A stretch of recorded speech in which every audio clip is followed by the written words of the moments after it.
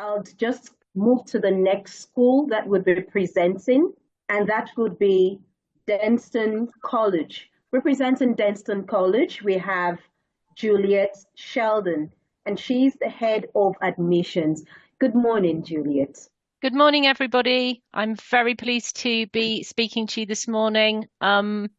You mentioned that it's a beautiful day in Lagos and it's very sunny. It is very windy here. So if you do lose me in the same way that Royal School were going in and out, it might be due to the wind. I'm delighted to be speaking to you all this morning.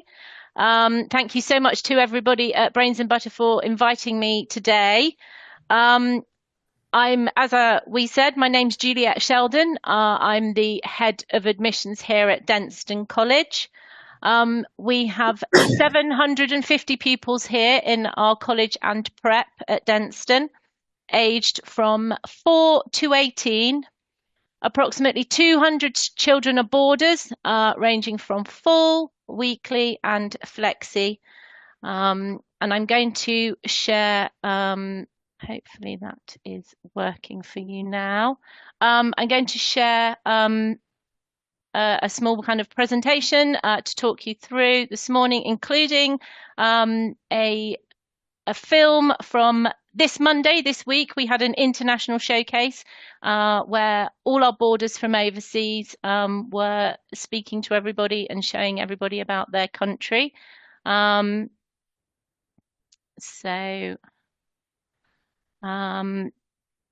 going to go through that for you. So let me just play that for you now.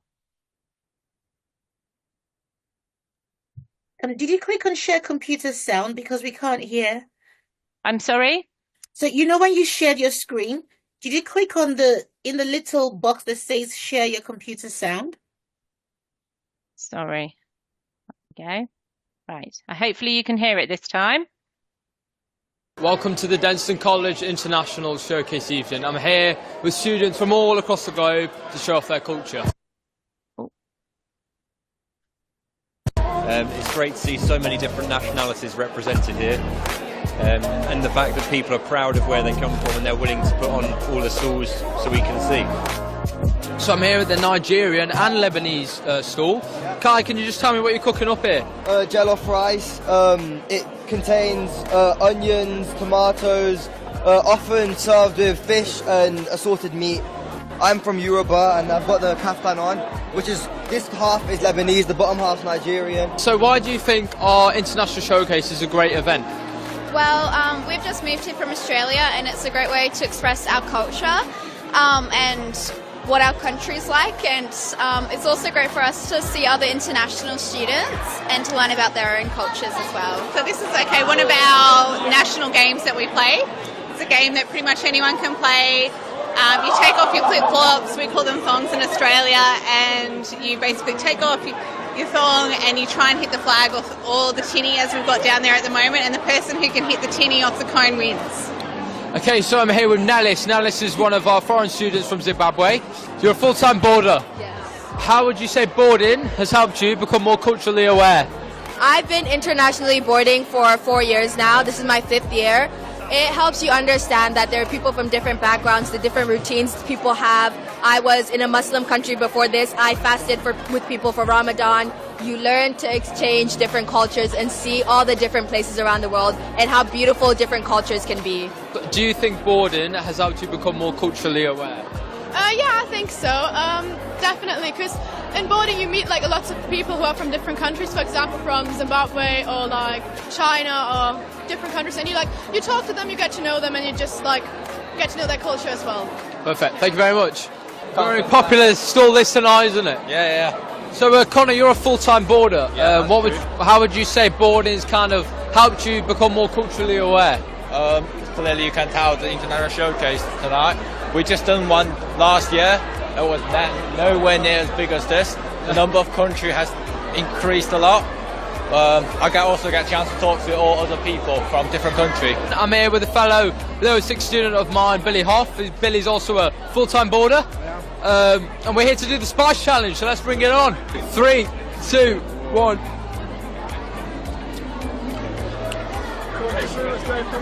Yep. I can see why it's a spice challenge. So I'm here with a fellow lower six student of mine, Tilly Hostein. Tilly, I just asked you a few questions. So what have you made of the night so far? Yeah, I think it's really good. I like experiencing mostly the food, but I like experiencing the different cultures on each stand, and I think it's really nice, yeah. So you mentioned the food there. I've got to ask, what's been your favourite food that you've tasted so far tonight? I have to admit, the best food is probably from the Cyprus stand, the halloumi and flatbread. Like 10 out of 10, that was really Can't go wrong with halloumi, can you? You can't. Right, that's enough chit-chat from me. I'm going to go and do some more exploring, tuck into some lovely cuisine, and let's really find out if that halloumi is as good as people saying it is. Hopefully that was helpful when I eventually got it to work. We thought it would be really nice for you to all see the film from Monday night with lots of our boarding students. The film was made by students and filmed by them, which was lovely. As I mentioned, we have approximately 200 boarders here at Denstone College. Some of them will be full boarders, some will be weekly, and some will do flexible boarding.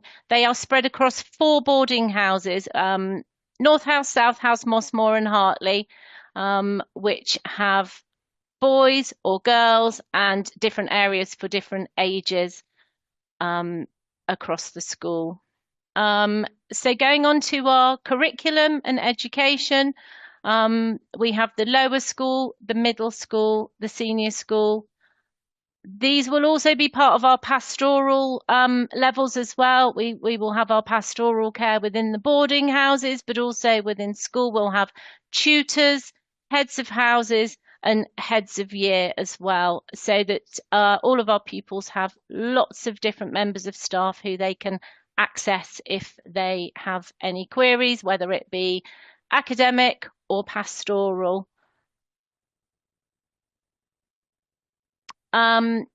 If you have any questions at all, I'd be delighted to answer those for you now. And hopefully the wind hasn't stopped you from being able to listen this morning.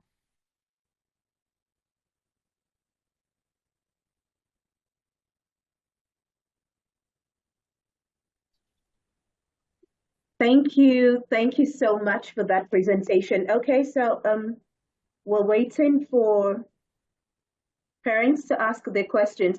Parents, if you would like to ask your questions live, you may indicate by a show of hand and we would make that happen. Let me see if there are any hands up. Okay, there are no hands up. This might be a good time to bring Dr. Alo up. I've been itching to hear from her. Dr. Alo is the lead consultant for Brains and Butter. Okay, so while we wait for Dr. Alo, let me just ask you a question. So how vibrant, do you have a vibrant sports department, and how vibrant is it? Because, you know, Nigerians especially love football, and a lot of parents want a situation where their children can get to learn football and, you know, probably get into the league and all of that. So do you have programs that support this? How vibrant is it? So we have rugby, cricket, football, hockey as our main sports. They will be different sports which will feature as the main sport depending on the term.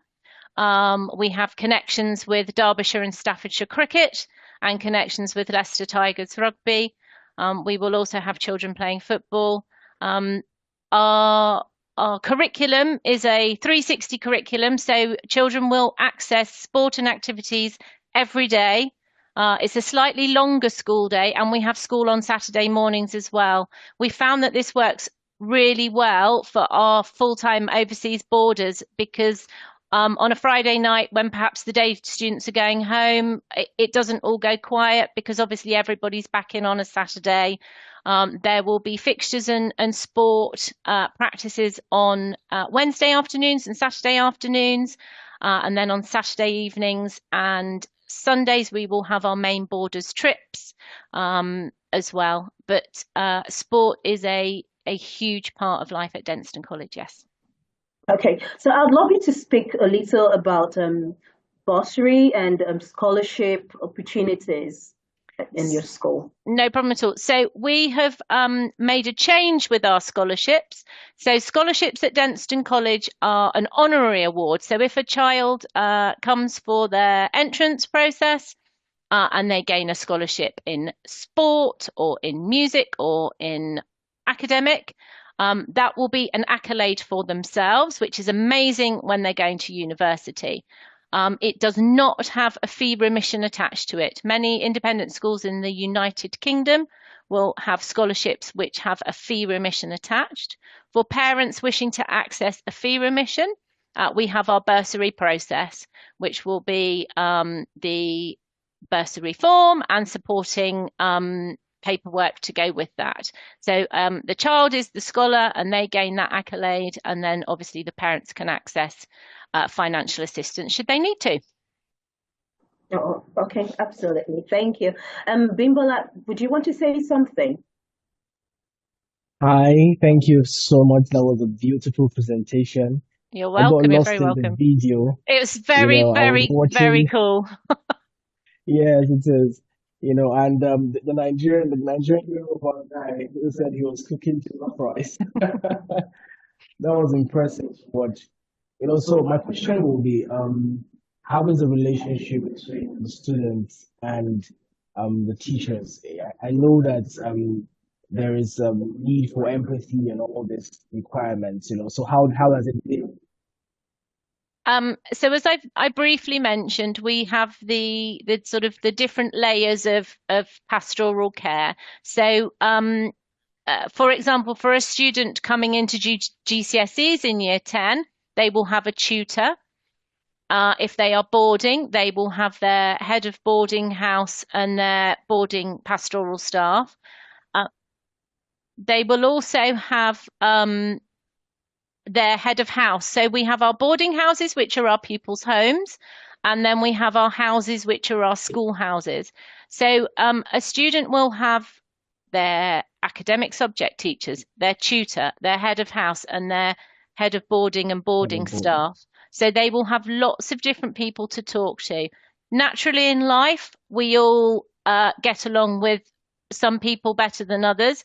But with all of these different pastoral layers and academic layers, we find that all of our pupils have got someone that they can go and access. Over and above that, our health and wellbeing centre has won lots of awards, and as with lots of schools, we will have a counsellor, we have on-site nurses.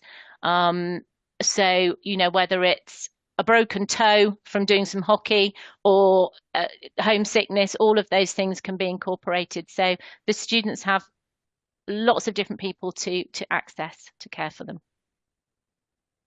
Okay, one more question. Yeah. What's the nature of accessibility for parents to their awards, to the students? Is there a time frame, or how does that work for parents? Do you mean with regard to the entrance and assessment process? No, in regards to reaching out to the awards in school, maybe trying to get across to them through a phone call. Do you have to call someone special for that? So we have in the assessment process, we will obviously have teams. If a child is here, we can have either guardians attend parents' evenings. I think hopefully that's what you mean. And also if parents' evenings need to be done by teams for our international parents, that's absolutely not a problem. I think that there were lots of negative things that came out of COVID, but the positive things were events like we're doing today, far more accessibility for parents who are overseas to parent in a normal way, but just via Teams. Does that answer your question? Yes, it does. Thank you so much. No, you're welcome. Silver, over to you, ma'am. Thank you. Thank you for those questions. And thank you for your presentation, Denstone College. That was amazing.